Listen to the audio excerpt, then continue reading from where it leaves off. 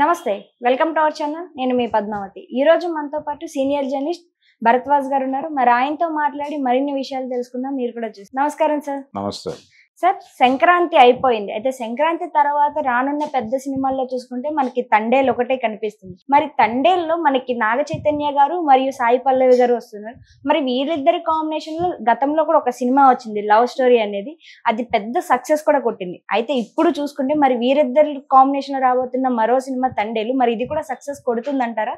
మరి వీళ్ళ మేనమామ ఎవరైతే ఉన్నారో వెంకటేష్ గారు సూపర్ హిట్ అందుకున్నారు. మరి అదే తరహాలో మేనల్లుడు కూడా సక్సెస్ కొట్టే అవకాశం కనిపిస్తుంది అంటారా సార్? మీ ఒపీనియన్ ఏంటి అసలు ఈ సినిమా మీద? అంటే తండేల్ సినిమా మీద చాలా అంచనాలు ఉన్నాయి. చందు మొండేటి డెడికేటెడ్ గా ఆ సినిమాని తెరకెక్కించాడు. అరవింద్ గారు ప్రొడ్యూసర్ ఈ సినిమాకి.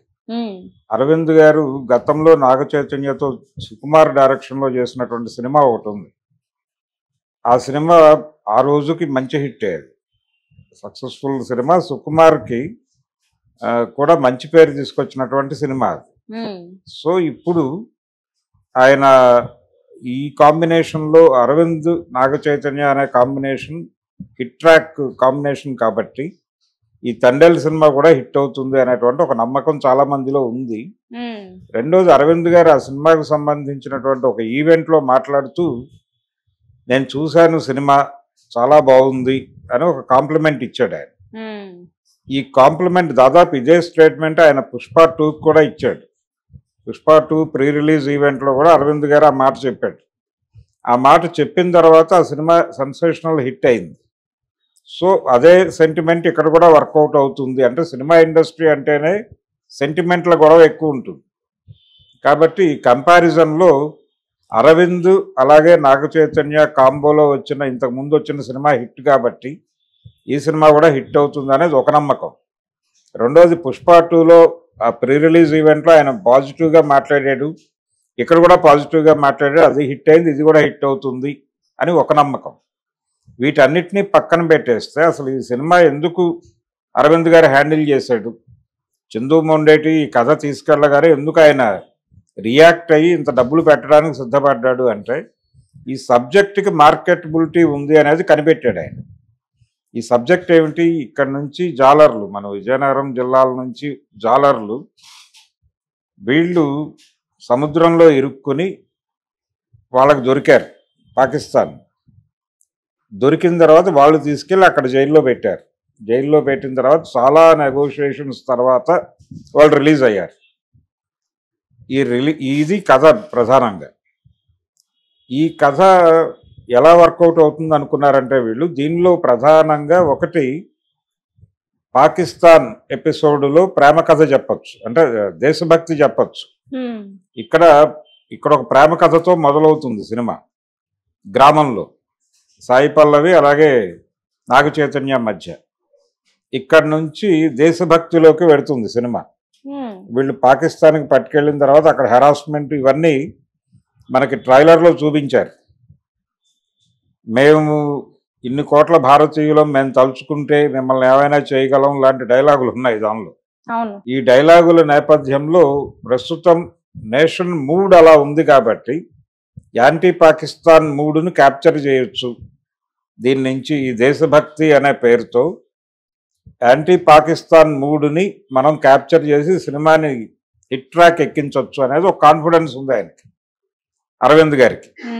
ఆ కాన్ఫిడెన్స్తో దీని మీద డబ్బులు పెట్టచ్చు అనుకున్నాడు ఆయన. ఈ దేశభక్తి ప్రేమ ఈ రెండింటిని మిక్స్ చేసి ఒక టానిక్ తయారు చేశారు. ఆ టానిక్కే తండేల్. ఈ తండేల్ సినిమాలో రకరకాల ఎలిమెంట్స్ ఉన్నాయి. ఇప్పుడు పుష్పలో ఎలాగైతే గంగమ్మ జాతర ఉందో దీనిలో కూడా ఒక జాతర ఎపిసోడ్ తీసుకొచ్చారు. ఈ జాతర ఎపిసోడ్ ఈ సినిమాకి హైలైట్గా ఉండాలి అని డిజైన్ చేసినట్టుగా కనిపిస్తోంది. ఇక్కడ కూడా కొన్ని విన్యాసాలు ఉంటాయి. నాగ చైతన్యతో డెఫినెట్గా అతని స్థాయిలో చేయించే ప్రయత్నం చేస్తారు. ఇవన్నీ కలిపి ఈ సినిమాని పాన్ ఇండియా మార్కెట్లో హిట్ సినిమాగా నిలబెట్టగలం అనే నమ్మకం అయితే ఉంది వాళ్ళకి, మేకర్స్. నిజంగా వాళ్ళ నమ్మకాన్ని నిలబెట్టే సినిమా అయితే నాగ చైతన్యకి పాన్ ఇండియా మార్కెట్లో ఒక ఓపెనింగ్ దొరుకుతుంది ఈ సినిమాతో. గతంలో కూడా ఆయన ప్రయత్నం చేశాడు 2-3, వర్కౌట్ అవ్వలేదు. ఈ సినిమాతో ఆ మార్కెట్ వర్కౌట్ అవుతుంది అనేటువంటి భరోసాతో ఉన్నాడు ఆయన. ఆ కాన్ఫిడెన్స్తో మాట్లాడుతున్నాడు కూడా. ప్రీ రిలీజ్ ఈవెంట్లో ఆయన మాట్లాడిన విధానం చూస్తే కాన్ఫిడెంట్గా ఉన్నాడు ఆయన. అలాగే సాయి పల్లవి ఈ మధ్య కాలంలో చాలా గ్యాప్ తర్వాత వస్తున్నటువంటి సినిమా ఇది. సో ఆవిడకున్నటువంటి ఇమేజ్ కూడా ఈ సినిమాకి ప్లస్ అవుతుంది. తను ఆల్రెడీ హిందీ ఆడియన్స్కి తెలుసు, తనకు ఒక మార్కెట్ ఉంది. అందుకని దీన్ని కూడా ఎక్స్ప్లోర్ చేస్తూ వీళ్ళు పాన్ ఇండియా మార్కెట్ మీద హోప్ పెట్టుకుని కొంచెం పెద్ద బడ్జెట్తోనే చేశారు ఈ సినిమాని. ఈ బిగ్ బడ్జెట్ సినిమా డెఫినెట్గా వర్కౌట్ అవుతుంది అనే భరోసాతో ఉన్నారు వాళ్ళు. ఏ మేరకు వర్కౌట్ అవుతుందనే చూడాలి. ఆల్రెడీ మనం ఇందాక అనుకున్నట్టుగా మేనమామ ఒక పెద్ద హిట్ కొట్టున్నాడు సంక్రాంతి. సంక్రాంతి తర్వాత వస్తున్నటువంటి పెద్ద సినిమా ఇదే. సో ఇప్పుడు ఆ రికార్డులను కొట్టాలంటే దాదాపు 300 కోట్లు దాటేలా కనిపిస్తోంది ఆ సినిమా. సంక్రాంతికి వస్తున్నాం, 276 పోస్టర్ ఆల్రెడీ వేశారు వాళ్ళు. ఇప్పటికీ జనాలు థియేటర్లకు పోటెత్తుతున్నారు. సో ఇది 300 దాటేస్తుంది. 300 లోకల్ మార్కెట్లోనే. లోకల్ మార్కెట్లో 300 కోట్లు క్రాస్ చేయడం అనేది చిన్న విషయం కాదు. సో పెద్ద టాస్కే పెట్టాడు మేనమామ. ఆ టాస్క్ని కొట్టాలంటే 350 నుంచి